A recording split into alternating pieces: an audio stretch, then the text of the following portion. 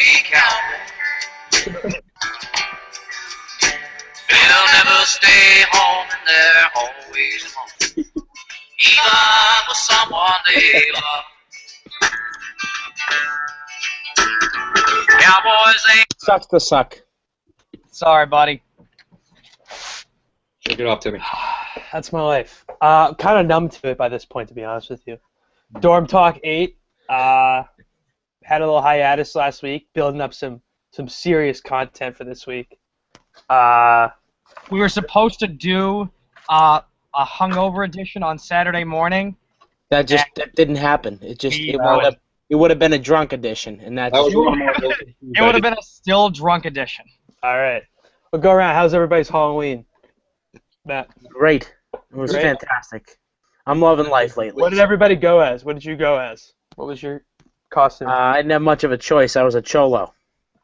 What about you, George? I was a casual Jesus and a Teletubby. Okay, Dave. 3 costumes for 3 nights. First night, I was one of the stepbrothers with a buddy of mine. Second night, I was a dad on vacation. And the third night, me and my roommate were Netflix and chill. I like that.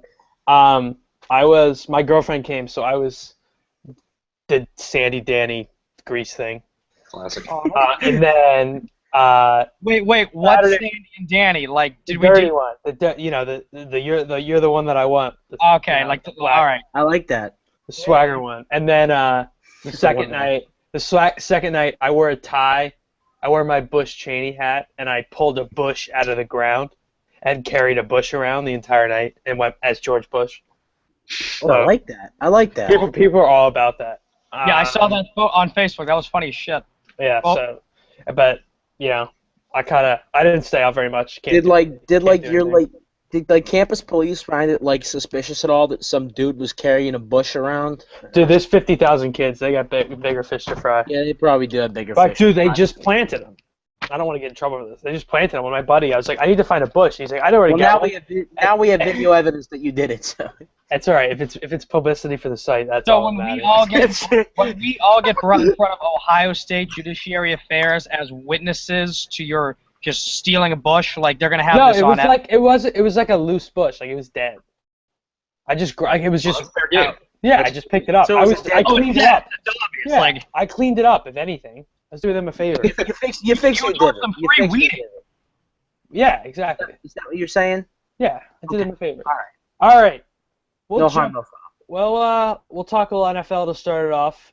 I guess I'll go last because my life is in shambles. Matt, you had something to say about what we thought was going to be the game of the week and turned out to kind of be a dud in Denver, Green Bay. Well, yeah, it was a dud from the sense that it wasn't as competitive as we thought it would be. But, I mean, the Broncos really put on a clinic in a lot of different facets of the game. I want to start off with, this. Like, if you could give a clinic on how to play against Aaron Rodgers, like that Denver defense literally did it. So the key to playing against Aaron Rodgers, like any other mobile quarterback, is to try to keep him in the pocket. The problem with Aaron Rodgers in particular is that if you keep him in the pocket and you don't put any pressure on him, he's still going to find a way to make throws. Because, I mean, we all know how I feel about Aaron Rodgers and how the majority of the world feels about Aaron Rodgers. This Denver defense was so good at getting pressure on him. They hurried him, like, I want to say, almost 20 times in that game. Sacked him ultimately 3, but he's really hard and elusive. He's hard to take down and elusive. He threw for, just try and, like, picture this in your head. Aaron Rodgers threw for 77 yards in this game. Like, 77 yards. Like, I'm pretty sure he's had more, like 2 or 3 77-yard plays in his career. It was really unbelievable. And I think, and I blogged about this. We learned a couple things from this game. Denver's defense is easily the best in football. There's really no question about that anymore. Not only do they make big plays, but they can contain just about anybody. They've done it now on the biggest stage that you can have 8 weeks into the year. They don't really have a weakness. I guess you could say their linebacking core, and I think they may have some trouble covering some of the smaller guys for New England when that game finally comes. I'm pretty much past the Skins. I don't think this is going to be a real game. I'm already thinking about Denver. I'm on to Denver. Denver's like like yeah. 12, right? Those are my initial thoughts. I have more to say on it, but I'll quit rambling for the time being. I'll go on that. I think what Denver really did, which was like, damn, they said, fine, we're not going to be able to blitz Aaron Rodgers because then we'll leave a man open. We're going to say, dude, I think we can cover every one of your receivers. Well, do you notice And they that did. you never found a receiver gaining any separation on anybody in that secondary? Not one. They're And that's- missing Jordy Nelson big time in Yeah. that area, and I don't think that the score would have been drastically different with Jordy Nelson, but I think he would have been able to. They would have found a mismatch in some way, and someone would have been able to beat someone. So Yeah. maybe it's Randall Cobb working on a nickel guy, or maybe it's Jordy beating either Harris or Talib once or twice in that game and making some difference. Yeah, that Denver Pats game is going to be awesome because it's going to be Yeah. Harris is full strength to take Edelman.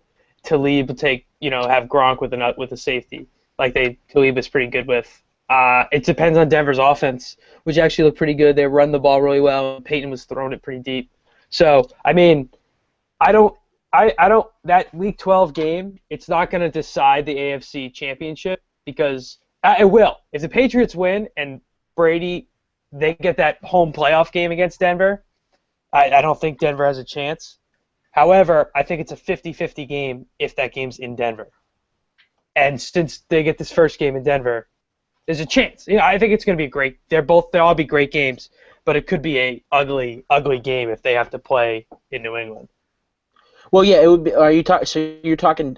You guys kind of cut out again. This is only. I don't know why this is only happening to me. You're talking about Denver and the Patriots, right? Correct. Like in particular. Yeah. What I was wondering, I was thinking about this pretty recently. Do they really have a linebacker that can cover any of those small guys like Deion Lewis, who can run those intermediate routes and open up the game? I mean, there are so many different mismatches on this New England offense now that Danny Amendola's at full health. Edelman's playing as well as he's been able to play. Remember, is going to be back to full strength pretty soon. He had a pretty good game against the Dolphins. yeah. What the hell was that? What, me? Or No, I heard something. I heard it was I guess they're watching the Jackets, baby. No, San Jose. So By the way, that's that's Brian, yeah. That's a sad life. Yeah, I was in the computer lab watching the Bruins on Slingbox, and I yelled F at the top of my lungs. Everybody looked over me. Sagan scores third goal. It's like, God, George. Yeah, they're a wrecking. Well, Louis Erickson had a goal. Actually, they're getting So, better. Yeah, Sagan had 3. yeah, like Louis Erickson had one, so it's basically a wash. Like it's a fair trade. No, Erickson had 2. He had another one. Pretty He just much. scored another one. We got one good year out of Smith too, so Yeah. he's a He was grinder. good, dude. I thought Riley Smith was a good. God, he had some good games. He was good for like 15 games. He Yeah. was good for like 15 games. Over And then he 15. stopped. Yeah. All right, George, what game you want to talk about? Yeah, not a game that was really talked about going into the week. Ended up being one of the biggest shootouts in NFL history. Saints-Giants. Saints ended up pulling it out 52-49. What in the hell happened? 13 total touchdowns between Eli Manning and Drew Brees. Drew Brees threw an extra one because he threw one to the Giants too. That's true. No semblance of defense whatsoever in this game. Not so much concerned with Eli's performance. He's kind of proven he's an inconsistent guy. There was just no defense being played, so a game like this was going to happen. But Brees and the Saints, I think there's a potential storyline there. Brees looked like his old self. It was the Brees we saw in 2011, 2012. The Saints are sneakily becoming one of the potential wildcard teams. At 500 now, they've won 3 of their last 4. And the Falcons are kind of slipping. Yeah, the Falcons are faltering. They look like shit against the Titans last week or 2 weeks ago, and who did they lose to this week? Tampa Bay. They lost to Tampa Bay, and Yeah. keep in mind, like they what's it called? They were down really, really early in Yeah, it that was like game. 20 Clawed back, 23, which they shouldn't have had to claw back. But Yeah, but I mean, that's a six. What are you Yeah. saying? Matt Ryan's looked horrible for the Falcons lately. Like the offensive line's not holding up anymore. Teams are starting to get pressure on him, and he's horrible under pressure. As much as I hate to admit it, but yeah, Breeze looks fantastic. Saints look only challenging matchup they have the rest of the way is the Panthers essentially. So I think they're gonna scoop a wild card spot from the Falcons. I have the big camera on Dave right now, and I thought he fell asleep. He was. I'm looking down. Sorry, I'm like. If anybody's gonna fall asleep, it'll probably be me. Yeah, Briscoe's got like. Briscoe's got an excuse. No, I'm not. But no, I'm staying awake. Here. I'm staying Perfect. alive. Dave, what game you got My play? game of the week is just because of how bad it was. Kansas City, Detroit over in. I'm doing this. I'm kind of building off a point Matt made in an in a blog piece earlier in the month. I might have been last month. Does the NFL really care about trying to expand to London? Like, they are putting the worst games ever over there.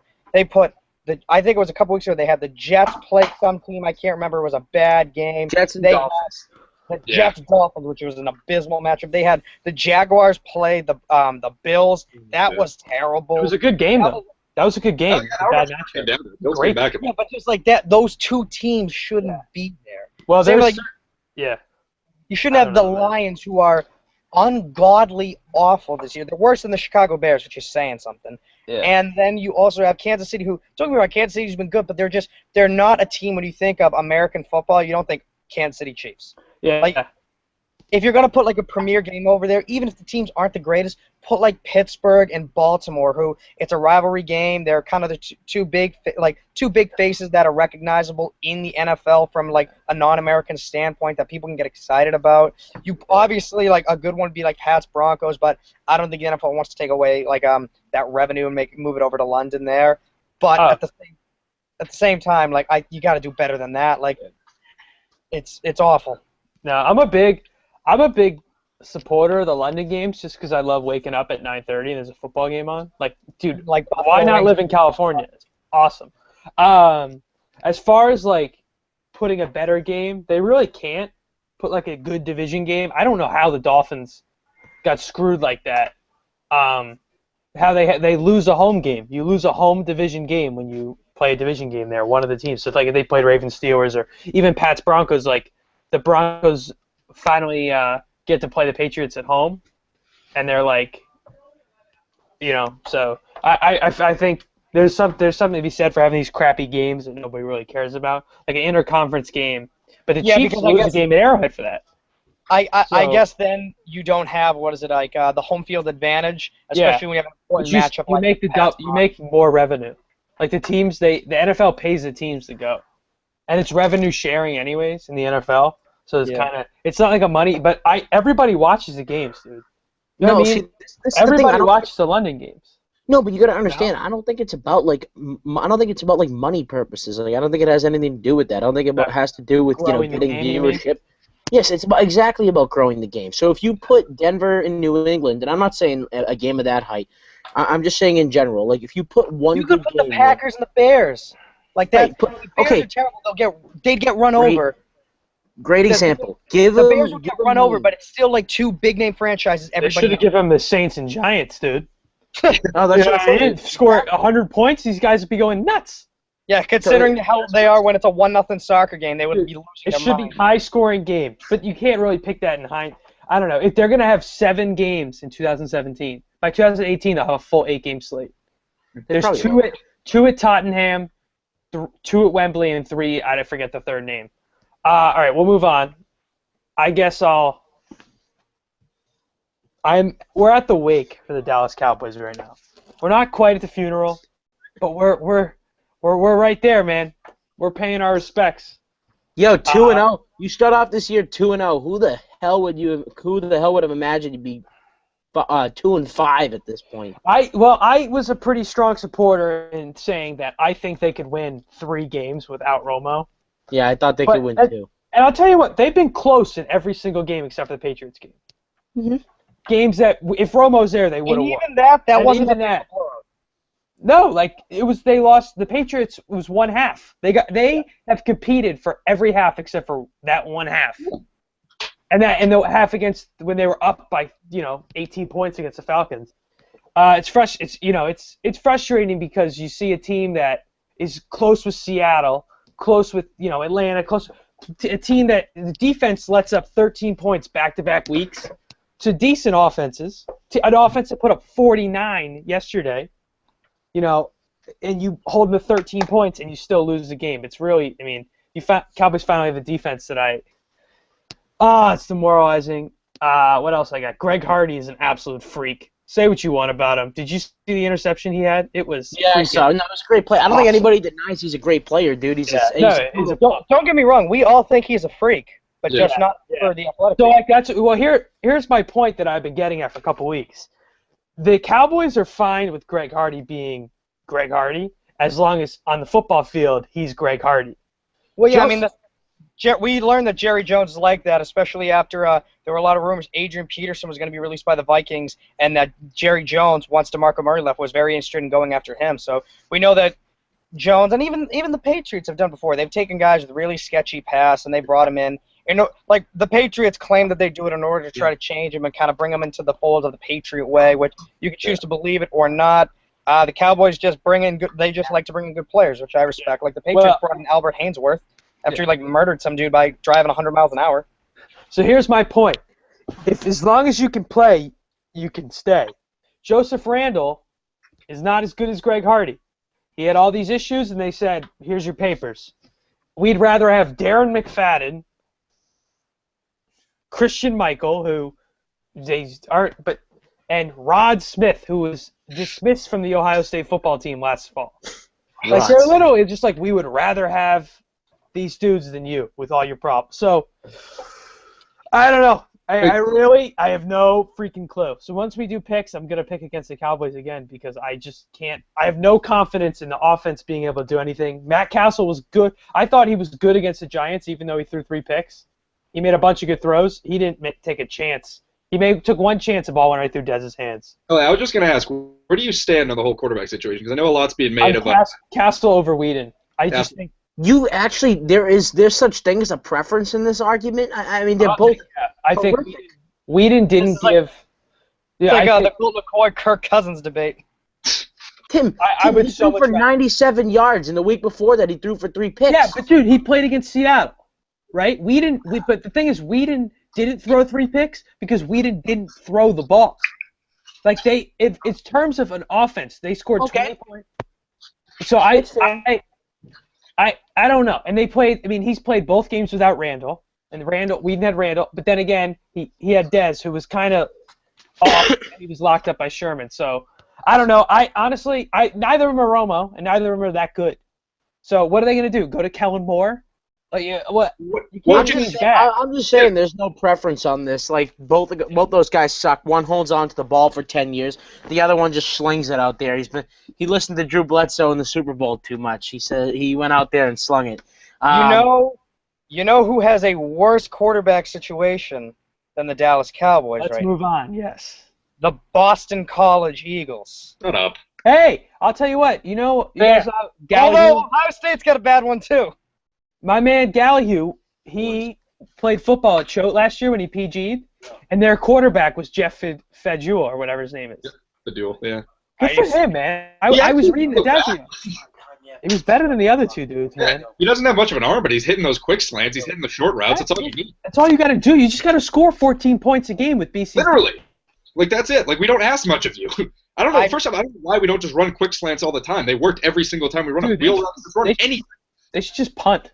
Just punt on first down. No, I've been saying for months, just kneel. And don't even have an offense. Just kneel every time and then punt. The offense comes up every time. I knew exactly what you were talking about, and I had to take a break for 2 seconds.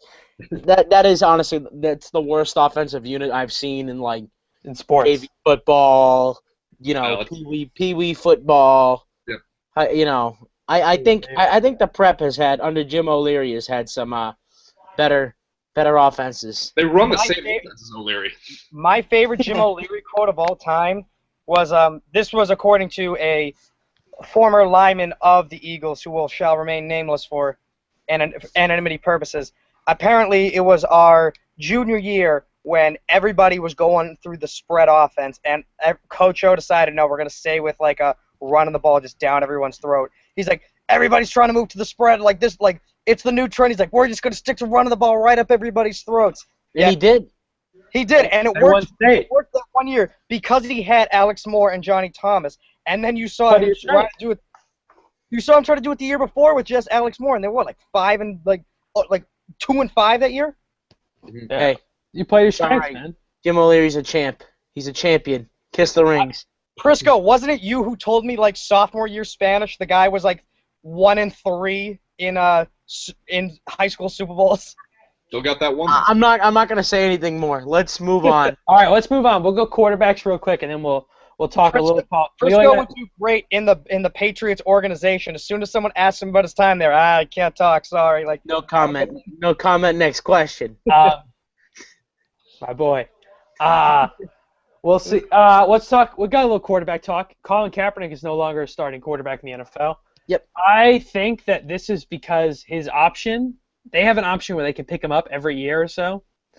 If he gets hurt, his money's guaranteed. So they're like, dude, we don't think Blaine Gabbert's a better option than you, but we think not paying you $18 million next year is a better option than paying you $18 million next year. So they're going to opt out at the end of the year, whether they bring him back on a smaller deal or they just bring him back and trade him, or because they're going to try to get Goff, I think. They need a new quarterback. They're a disaster. Marcellus Wiley, I was watching Sports Nation today. I don't know why. He was like, why is the defensive line coach the coach? Like, dude, like that Tom Sula, the fact that they sold out, the GM's going to lose his job because they took the GM over Harbaugh. And I guess they figured Harbaugh was gone. But Can I just say this though? Yeah. To be perfectly honest with you, I don't think there's a question that Colin Kaepernick is among the 5 worst starting quarterbacks in football right now. I mean, Who are your bottom 5? My bottom 5. That's what we'll do. That's how we'll address the situation. Okay. Your bottom 5, we'll go right through. This year or just in particular? Just This year. Okay. You can say Kaepernick's a starter. Are we including Geno Smith? No. Well, now we kind of have to, but Starters or guys who just been through. okay. Dude, My Bryce bottom Petty's 5. playing Saturday. Bottom 5. I know he had one good week, but I'm still throwing Josh McCown in there. Mhm. Makes sense. Let's see. Well, he's not a what else. starter anymore. Well, he's hurt, but Yeah, well, he's been. I got you. All right, I got you. He's been the starter for a while. Brandon. Let me see who else. This is tough to do right on the spot. I'd have to say E.J. Manuel, Tyrod Taylor, whoever that is. Mhm. Again, some of the worst decision makers I've ever seen. Cutler hasn't been too good thus far. Yeah, but you know what? Jay Cutler's having a better year this season. than Cutler's he's the had. best player on the Bears right now. Nick Foles. Not that much. Nick Yeah. Foles. Yeah. Okay. And I'll say Colin Kaepernick. And the reason I say Colin Kaepernick above all of them is because he certainly has the intangibles more than any of those guys do. I mean, like, he has unbelievable arm strength. He's obviously athletic, blah, blah, blah. To be perfectly honest with you, he's the worst decision maker I've ever seen play the quarterback position. When I wrote an article on this briefly, there's some film on it. You can watch for yourself. It's just misery. Anybody who's seen him knows exactly what I'm talking about. I'm not surprised. I'm not surprised that he's not. What's it called? I'm not surprised that he's eventually going to get. He was eventually going to get benched. I'm just surprised from the 49ers standpoint that they're really willing to just throw in the towel right away. I mean, you make a good point. They're probably going to get Goff. I think Goff would be a perfect fit for their system too. I want Goff. But that better be the only reason why they're doing this, because Blaine Gabbert is your second option. That's pretty ridiculous. They're just throwing in the towel. All right, George, who are your bottom 5 real quick, and we'll move on to talk about World Series. Real quick, just listing them. No particular order. Kaepernick, definitely. Whoever's starting for the Bills. Tyrod's looked horrible after like the first 2 games. I don't know if he counts, but Matt Castle / Brandon Whedon. Sorry, Tim. Yep. I was going to say the same thing. Yeah, I only named 4. That probably would have been my 5th. Yeah, McCown sealed the deal week 1 with that like helicopter fumble, and kind of just he's not, this guy's not the worst like from a mechanics standpoint. He's but just the way from what I've seen of him, Sam Bradford, just a horrible He's on my list. in the red zone. He's throwing like 4 red zone picks every time I turn on the Eagles game, so I'm throwing him in there. Dave. Bottom 5 for me this year. It's got to be Geno Smith. We're including him just because he's now the starter for the Jets. Josh McCown's definitely up there. Colin Kaepernick, Sam Bradford, and I want to put Andrew Luck in there, but he's not bottom 5. No, this year he's bottom 5. He can't be. Tyrod He's Taylor. thrown 12 picks. He's thrown 12 picks. He's fumbled the ball twice already. Yeah. He I only can played get. 6 games. He's won 5. Oh yeah, no, okay. I'm probably gonna have to go with Marcus Mariota. Yeah. I'd take Mariota this year over Andrew Luck. Maybe it's just because the I, record's. don't get me wrong, I'd take Andrew Luck over him in general, but I'm saying this year, based on performance, if we're evaluating, that's who I'd take. Yeah. I'll go with Castle/Whedon as the worst, just because I've had to watch it. I'll Bradford, but Bradford's gonna throw three touchdowns on Sunday just because they're playing the Cowboys. It's gonna happen. So, Jameis hasn't been that bad. He's out. He's not on my list. But I was just saying, Hoyer/whoever's playing quarterback for the Texans. Terrible, another one. Yeah. Ryan Mallett, because he no longer is employed after his job. Stafford's been awful this year. I'm not even saying my bottom. I'm just saying guys that we haven't really talked about. Yeah, Jameis Winston, by the way, aside from his Week 1 game, really hasn't been that bad. I hope people are realizing that. I mean, he's becoming more accurate, starting to be a better decision maker, not holding on to the ball as long. And he's only thrown 3 picks since that four pick performance. So I mean, he really hasn't been awful. He's good in the running game too. Yeah. All right, we'll go quick. Right now, we'll go talk a little bit. College football poll just came out. Initial reactions, just quick. 30-second step in. Anybody got anything? Ohio State losing J.T. Barrett. I am a big Michigan fan, as you can see the Tom Brady jersey. I am not worried at all for Ohio State. Not worried at all. They're gonna be, oh no! Don't. Oh, you misunderstood me. I don't mean I'm not worried for Michigan. I'm completely worried for Michigan. I mean, I don't think this will affect Ohio State at all. Yeah, he's gonna take a game off, dude. It's one game he doesn't get hurt before Michigan State. Yeah, I misinterpreted that. I thought you were saying you're not worried about playing Ohio State. Oh, don't you worry. No, that is. Yeah. It's already very concerning. Yes. George, anything on the The only thing that stands out to me is Clemson being ranked number 1 in the first poll there. Don't get me wrong, they belong in the top 4, absolutely. They're bringing their own guts. Yeah. I mean, I'm big. I'm normally not big on Clemson, but Deshaun Watson's a beast. Yeah. Who's your number? If they're not your one, who's your number 1?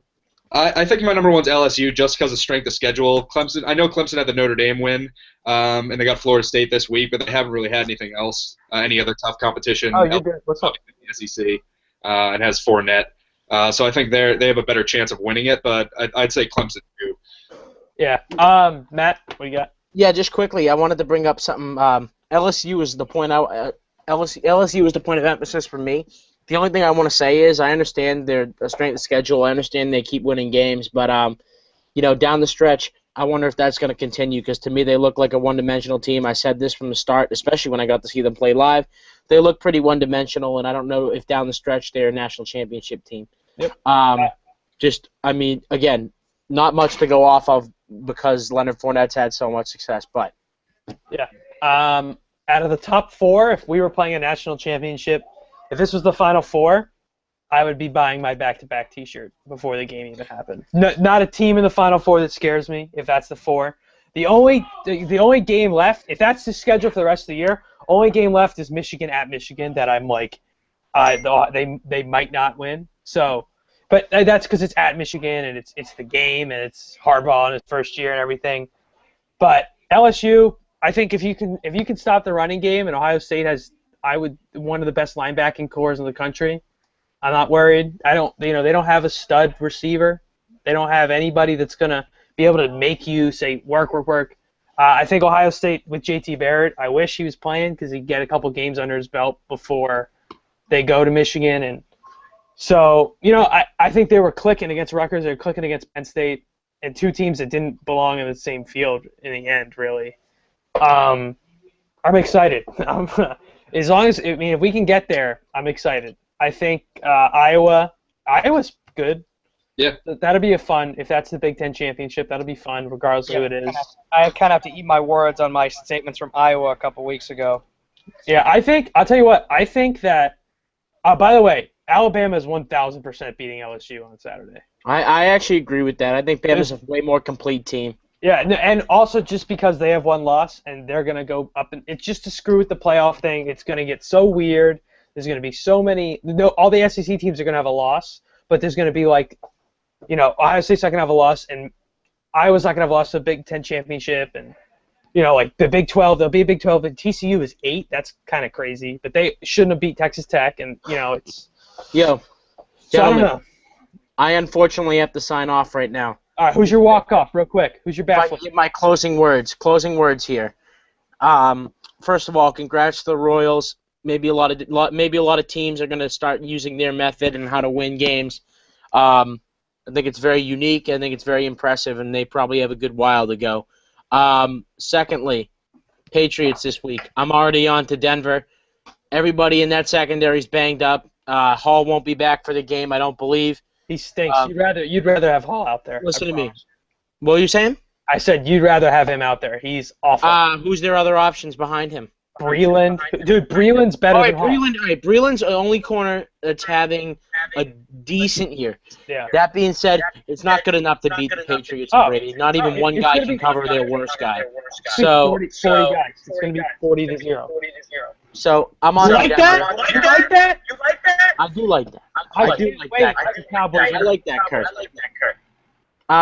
Yeah, I'm already on to Denver. So that's my walk off. Sorry for the rush. I'll catch you guys later. Have a good rest of your show. All right. See you, buddy. Bye. See you, Maddie. Who's echoing? You're echoing. Can you- I'm Yeah. fine. All right. I'm gonna turn you this down so we don't have that echo. All right. It's one of you because you're not. All right. What the fuck? Oh, shoot. Oh, man. It's all right. I already dropped one earlier in the show. All right, we're good. All right, real quick, we'll do our own little walk-offs. Mine is St. John's Prep's own Pat Connaughton. Play the other night, scored 5 points for the Portland Trail. They're moving. So, exciting. Definitely. Good dude, too. Awesome. What do you guys got? For me, my walk-off has got to be, I need to just find his first name. It was Edinson Volquez. He was the Game 1 starter for the Royals, who 2 hours before starting the first game of the World Series, found out his dad died. Goes out, still pitches. The Royals... hold on. I was looking up his name and a video popped up on the side. That was... Yeah, okay. All right, dude. Edinson Volquez, he found out his father died 2 hours before making a Game 1 start in the World Series. Goes out, pitches a pretty good game. Royals end up winning in extra innings and then go on to win the World Series. So hats off to him. George, what do you got? Just because I'm wearing the jersey, I'm a homer. EC Hockey 7-0 win over UMass. Scored 6 goals in the second period by 6 different players. More importantly, however, one of them was on the 3-0 line V. I saw that. Awesome. Taking a page out of the Mighty Ducks playbook. All we need to do is perfect the puck and we're going to win the Natty Show. Perfect. Oh, this echo. I'm going to mute Dave now. Is the echo me? Dave's the echo. Dave is the echo. What are you doing, Dave? Why are you doing this? Why do you do this? Sorry, how about now? No, it's you. Yeah, am I still doing it? Yeah. Because your sound is on. It's speaking in your microphone. Am I good now? We're fine. We're done. All right. We'll be back next week. We won't skip a week on you. Everybody have a safe week, Even with someone they love. Mama, don't let your babies grow up